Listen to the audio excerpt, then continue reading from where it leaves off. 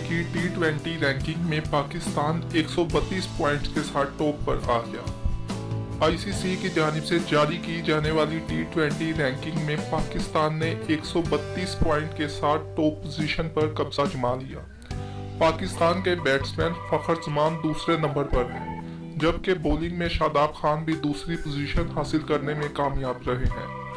Allrounder में कोई भी पाकिस्तानी टॉप 5 में जगह नहीं बना सका। तफसीलात के मुताबिक आईसीसी की तरफ से टी20 क्रिकेट की रैंकिंग जारी कर दी गई है। पाकिस्तान 132 पॉइंट के साथ पहले नंबर पर है, भारत 124 के साथ दूसरे और ऑस्ट्रेलिया 1 पॉइंट के फर्क से तीसरे नंबर पर है। इंग्लैंड चौथे, न्यूजीलैंड पांचवें, जनूबी अफ्रीका छठे, वेस्ट इंडीज सातवें, अफगानिस्तान आठवें, श्रीलंका नौवें और बांग्लादेश की टीम 10वें नंबर पर है।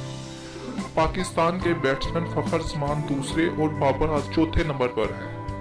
ऑस्ट्रेलिया के एरन फिंच का राज है, जबकि भारत के कोकेश राहुल तीसरे और न्यूजीलैंड के कोलन मेनरू चौथे नंबर पर है। बॉलिंग में पाकिस्तान के शादाब खान भी दूसरी पोजीशन पर है, जबकि मोहम्मद आमिर का 13वां नंबर है।